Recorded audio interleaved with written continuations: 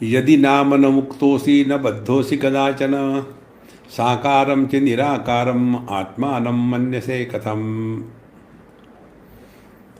यदि न बद्धोसी न मुक्तोसी कदाचन, यदि तुम ना तो बंधन में हो ना तो मुक्त हो। देखो, यदि नाम न मुक्तोसी, यदि तुम मुक्त नहीं हो, क्योंकि न बद्धोसी कदा, तुम कभी बंधन में थे ही नहीं।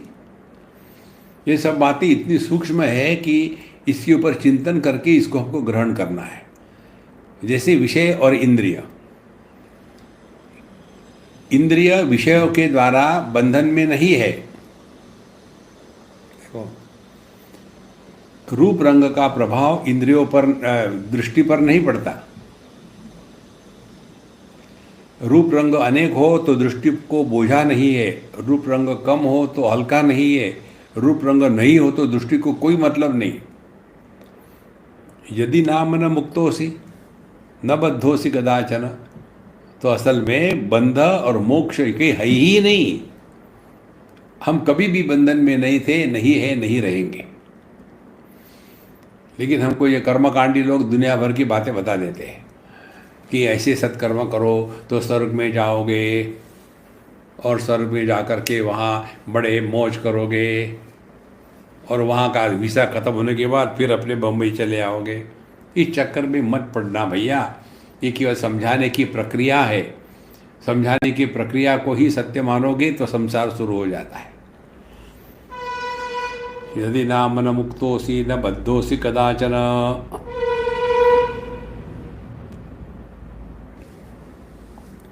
इसीलिए साकारम च निराकारम आत्मानं मन्यसे कथम। इसीलिए ये दोनों शब्द जो है साकार निराकार, इसका कोई मतलब नहीं। देखो, दो विषय, दो वस्तु है आकार युक्त, दो आदमी है, एक आदमी दूसरा आदमी। आदमी का आकार है, दूसरे आदमी का आकार है, बीच में क्या है? निराकार आकाश है।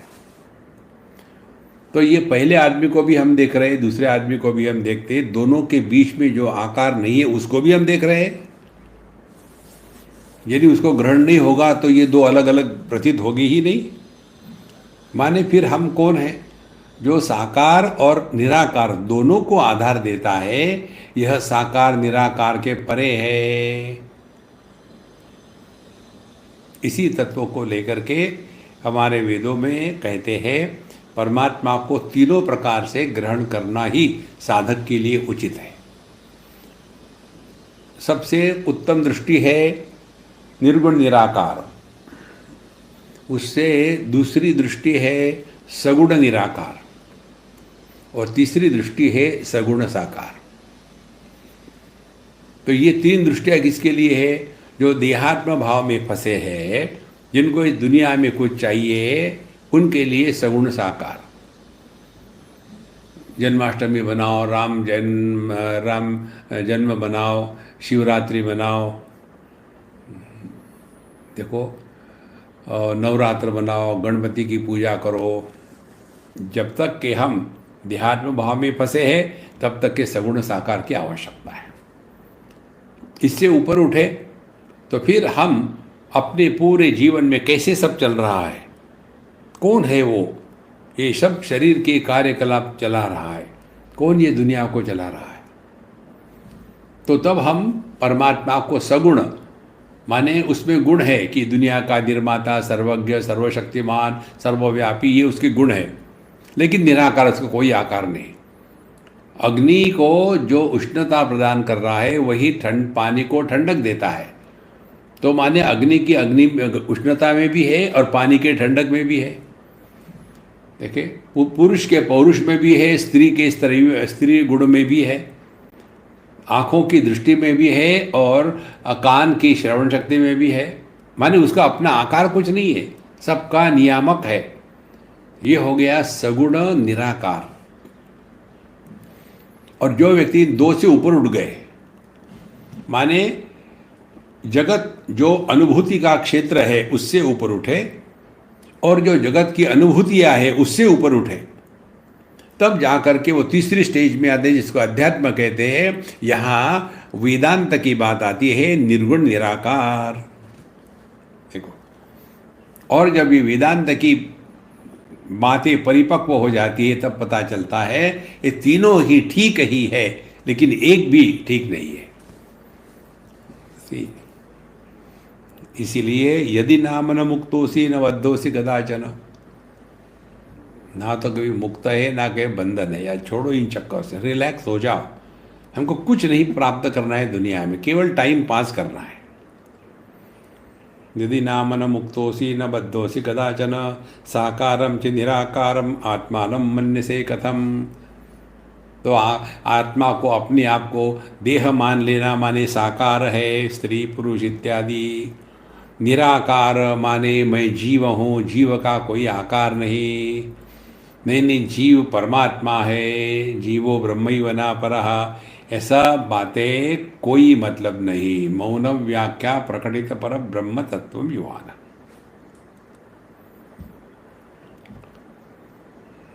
बंध मोक्ष जीव जगत ईश्वर सगुण साकार सगुण निराकार, ये सब शब्द शब्द शब्द है।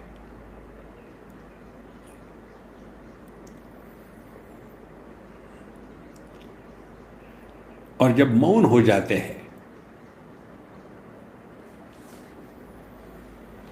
तो ना बंधन है ना मोक्ष है, ना साकार है ना निराकार है।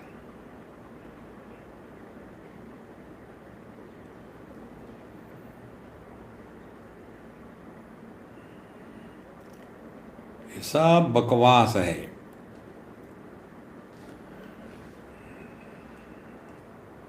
इसीलिए हमारे भगवान रमण महर्षि की जो बात है ना, मौनम व्याख्या प्रकटित पर ब्रह्म तत्व युवानम, ना कुछ हुआ है ना कुछ होने वाला है। दुनिया हमेशा ऐसी ही रही है।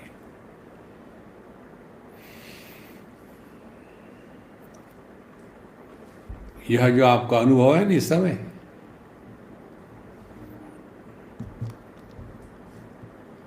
ये जो अनुभव है इसको आप कैसे डिस्क्राइब करोगे? रसगुल्ले के जैसा है, गुलाब की सुगंध के जैसा है, चंद्रमा के सौंदर्य के जैसा है, मंद मंद पवन के बहने के स्पर्श के जैसा है। देखो कैसा है।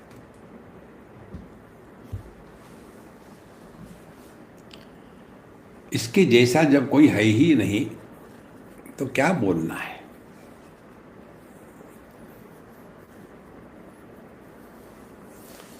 यही सत्य है संतो, ना कुछ पाना है ना कुछ खोना है।